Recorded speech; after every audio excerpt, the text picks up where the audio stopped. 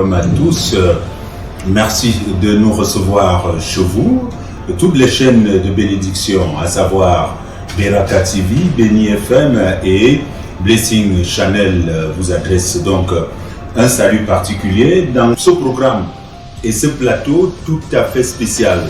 Nous avons eu des plateaux spéciaux, peut-être pour les événements politiques, culturels et autres.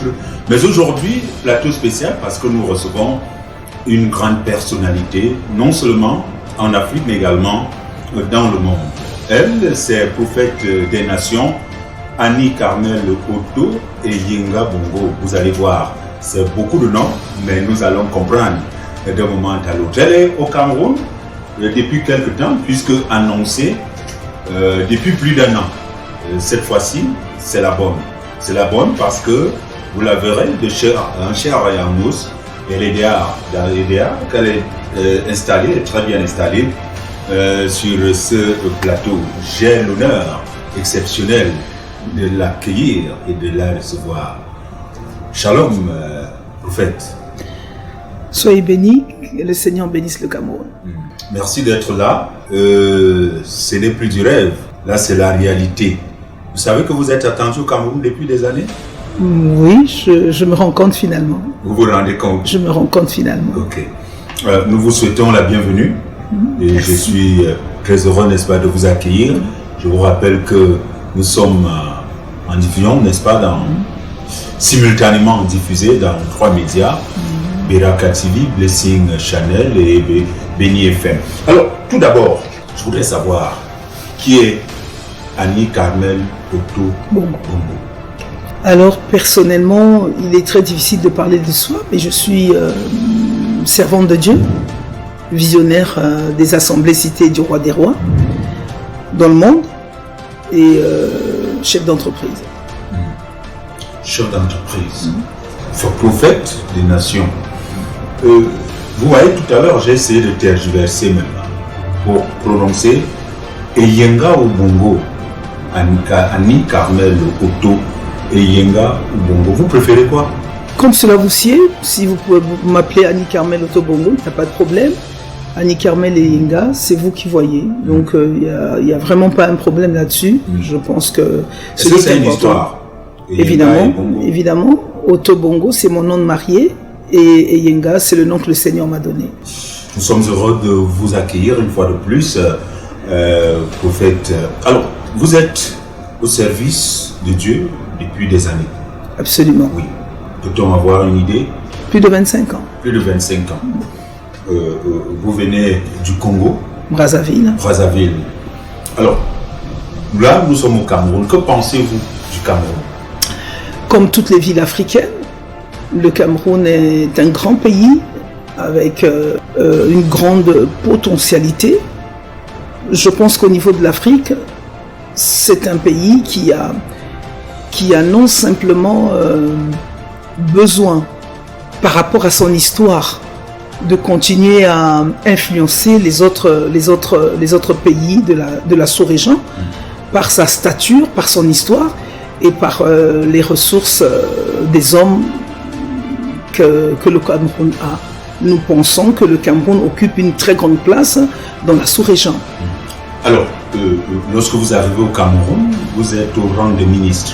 Quels sont vos rapports avec les autres hommes de Dieu du Cameroun tout d'abord et peut-être du reste de l'Afrique, voire du monde? La parole de Dieu nous exige d'avoir des bonnes relations avec tous les serviteurs de Dieu. Et il y a une parole qui est écrite dans la Bible qui dit qu'il faut chercher la paix avec tous sans laquelle personne ne verra Dieu. Donc nous sommes tenus en tant que serviteurs de Dieu d'avoir des très bonnes relations avec tout le monde.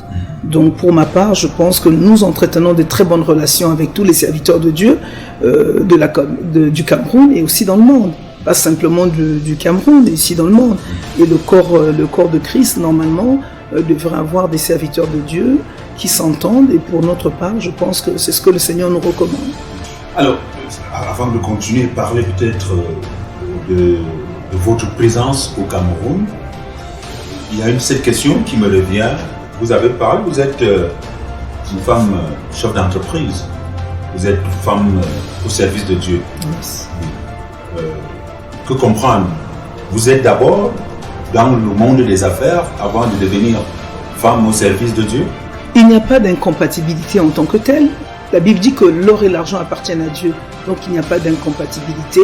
Être une femme d'affaires, un entrepreneur, chef d'entreprise et servir le Seigneur, au contraire, c'est une très bonne chose. Ça nous donne beaucoup plus d'épanouissement quand on est dans le domaine des affaires et qu'on puisse servir Dieu. On est appelé au sacerdoce. Ça nous donne beaucoup plus d'épanouissement. En tout cas, en ce qui me concerne, et vu l'expérience que j'ai eue depuis quelques années. Okay. Alors, là maintenant, vous êtes au Cameroun. Peut-on comprendre l'objet, n'est-ce pas, de votre présence au Cameroun? Je suis là d'abord par rapport à la mission que le Seigneur m'a donnée dans le monde. Et puis, pour le Cameroun, c'est une mission particulière, une relation particulière. Je suis là aussi parce que nous avons un grand événement. Déjà, qu'est-ce qui fait la particularité? Ce que vous dites, vous êtes là au service de Dieu, bien sûr, et avec une certaine particularité. C'est quoi la particularité?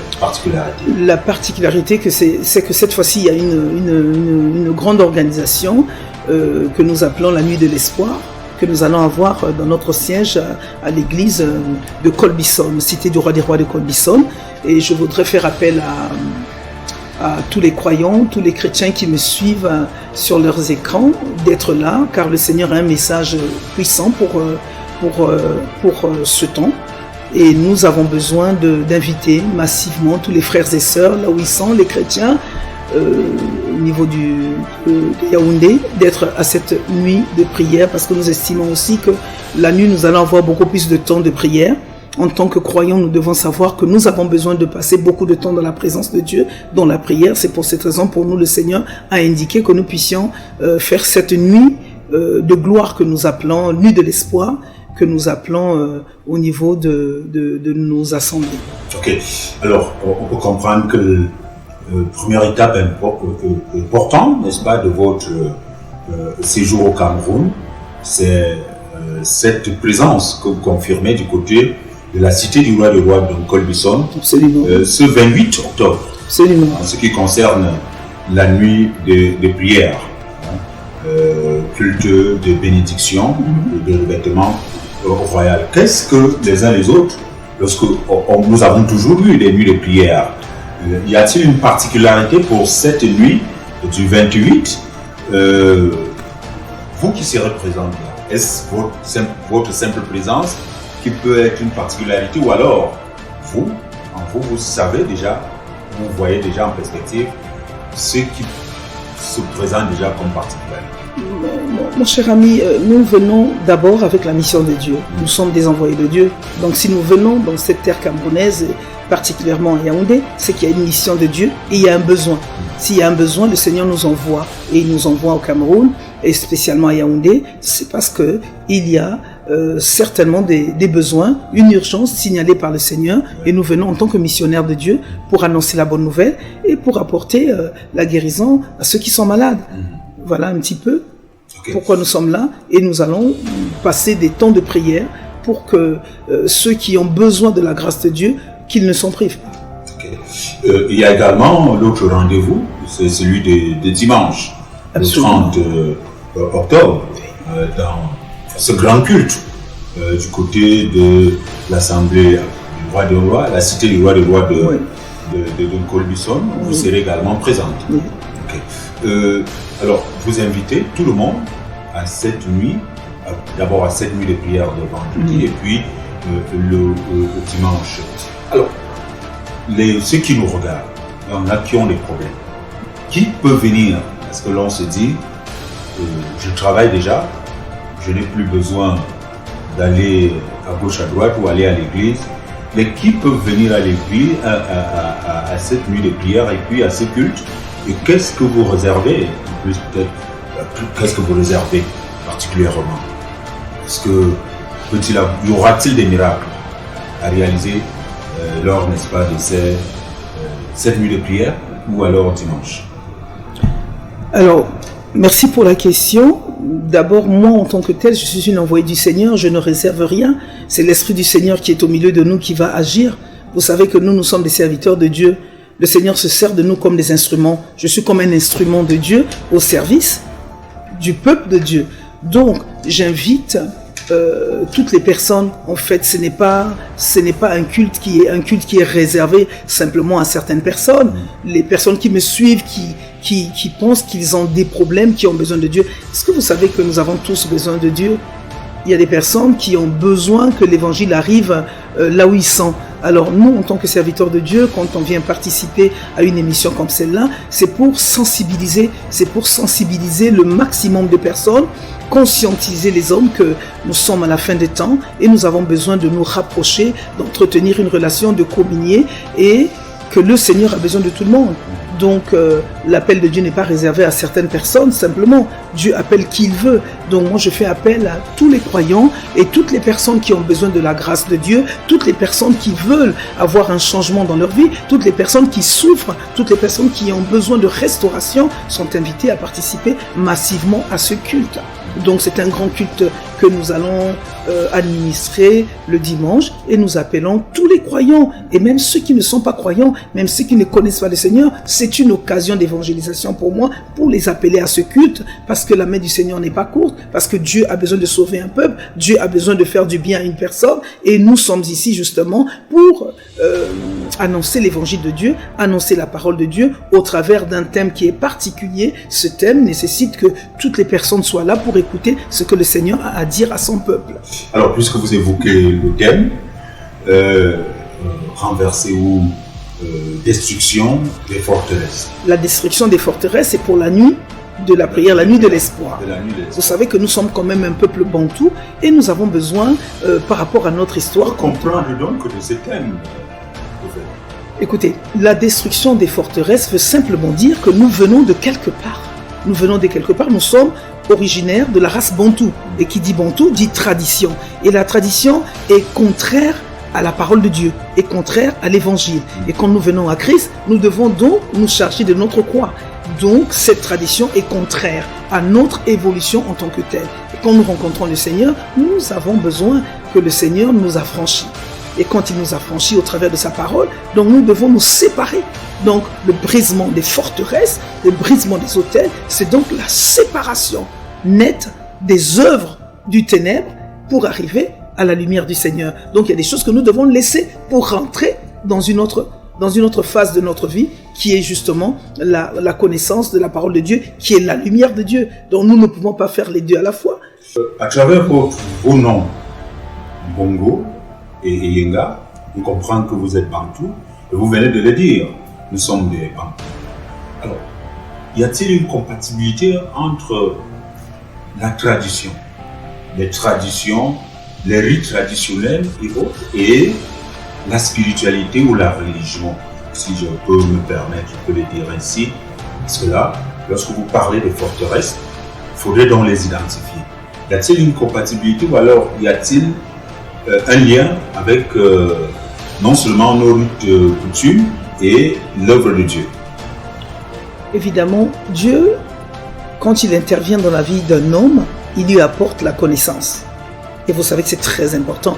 Quand quelqu'un a de la connaissance, et la Bible dit dans le livre d'Osée que mon peuple périt par faute de connaissance. Quand un homme a de la connaissance, il est évident que cette connaissance apporte la lumière dans tout ce qu'il fait.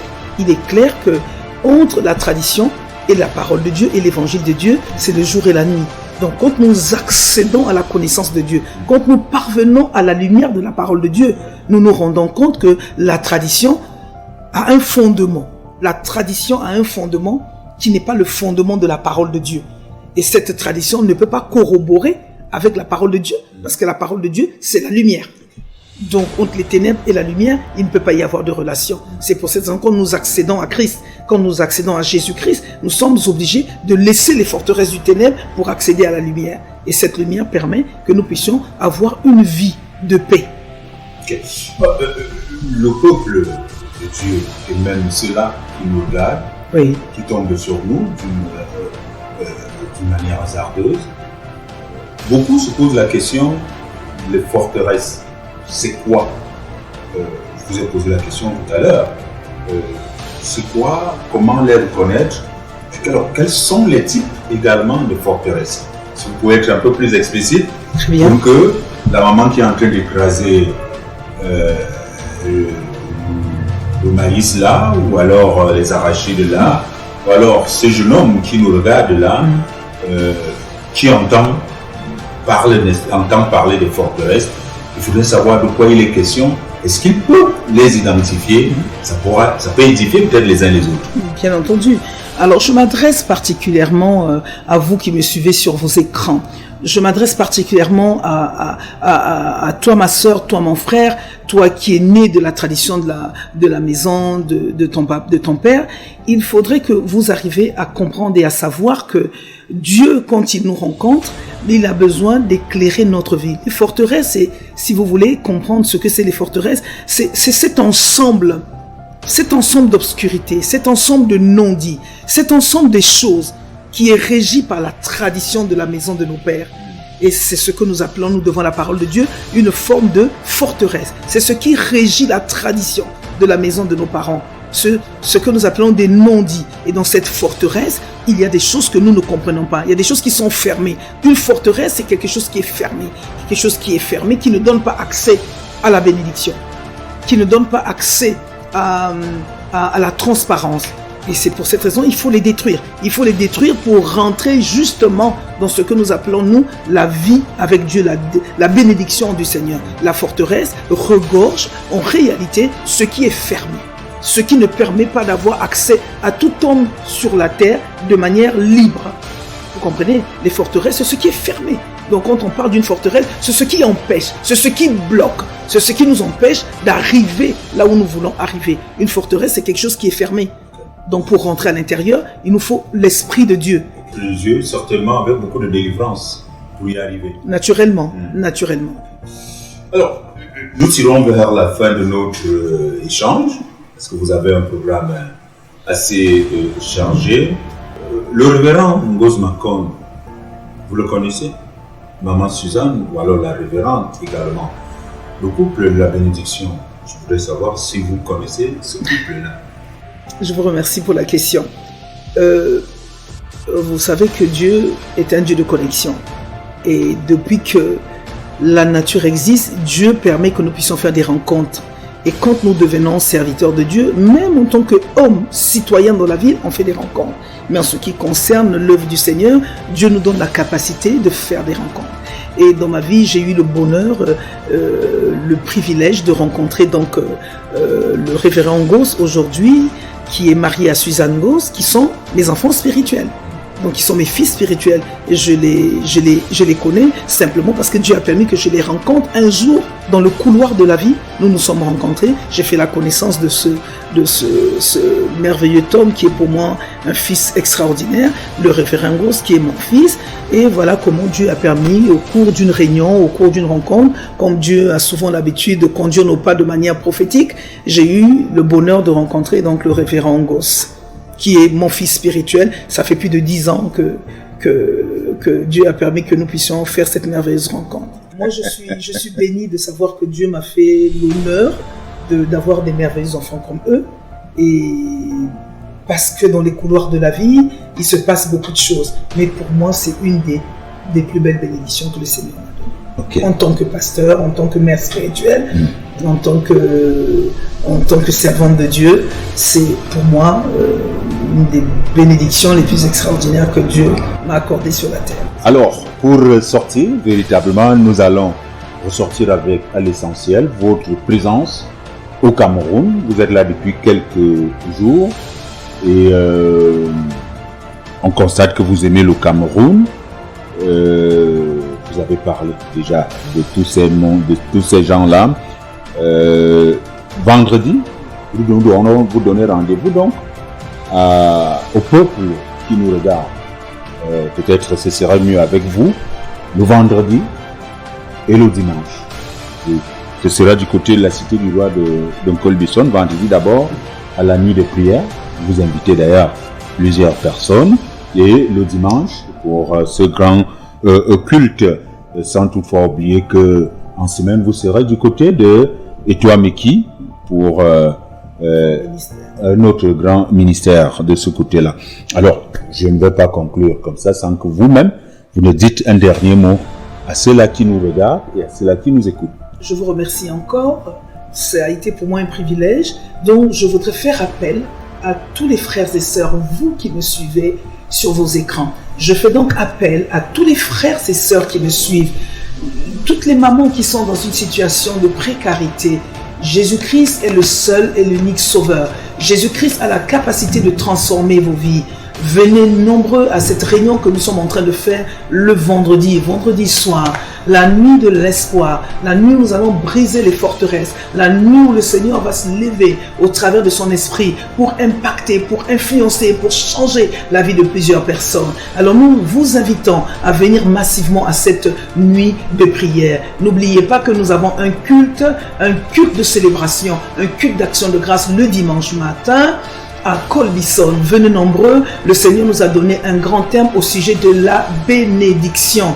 Dieu a dit une chose extraordinaire quand il a créé l'homme, il a créé la femme. Après la création, la Bible dit que Dieu les bénit. C'est une chose extraordinaire que Dieu avait fait. Donc après avoir créé l'homme sur la terre, Dieu a béni l'homme. Et dimanche, nous allons parler au sujet de la bénédiction. Après avoir détruit les forteresses, le vendredi, nuit à partir de 22h, le dimanche, nous allons parler de la bénédiction. Nous vous invitons nombreux à participer massivement à ce culte de célébration et d'action de grâce où j'enseignerai au sujet de la bénédiction. Je vous remercie, vous qui me suivez. Je bénis encore la nation camerounaise. Je bénis la ville de Yaoundé. Je bénis tous les serviteurs de Dieu en leur rang, grade et qualité qui sont en train de me suivre. Et je bénis en tout cas monsieur et madame Goss, mes enfants spirituels. Je bénis tous les membres de la Cité du Roi des Rois. Et je bénis la chaîne Blessing Channel et Beraka Channel. Que l'Éternel vous bénisse. Voici ce que j'avais à dire. Merci. Merci pour cette prestation. Je sais que quand on est homme de Dieu, on s'exprime si facilement. La communication, elle est si facile. Avec vous, c'est encore plus agréable. Malgré la contrainte du temps, j'allais encore vous garder pour d'autres grandes questions. Mais déjà, merci une fois de plus. Alors, vous qui nous regardez, vous avez suivi, je n'ai plus grand chose à dire.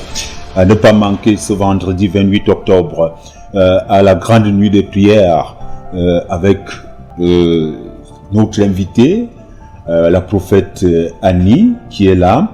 Dimanche également, le grand culte de dimanche, le 30, ne manquez surtout pas. Et merci également d'avoir regardé ce direct assez exceptionnel. Parce que il fallait la recevoir. Depuis des années, elle est attendue au Cameroun. Elle est là, oui, elle est enfin là. Et elle est dans nos locaux.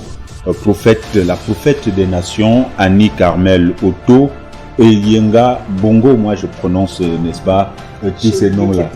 Une fois de plus, merci. Merci à vous également. Nous allons remercier toute l'équipe technique, pilotée de main de maître par le plus jeune directeur technique télé, Kevin Jiangchu. Merci également à tout cela, Francis Nembot, Gabin. Et je veux également une grande pensée pour nos réalisateurs et du côté du montage et également tout le personnel, non seulement de Beraka TV, de Blessing Channel, de Béni FM. Et vous aussi, chers téléspectateurs, chers auditeurs, merci de rester toujours scotchés. Nous vous revenons très bientôt avec toutes les grandes nouvelles donc de la Cité du Roi de Colbison et partout ailleurs. Soyez bénis. Shalom, shalom, shalom.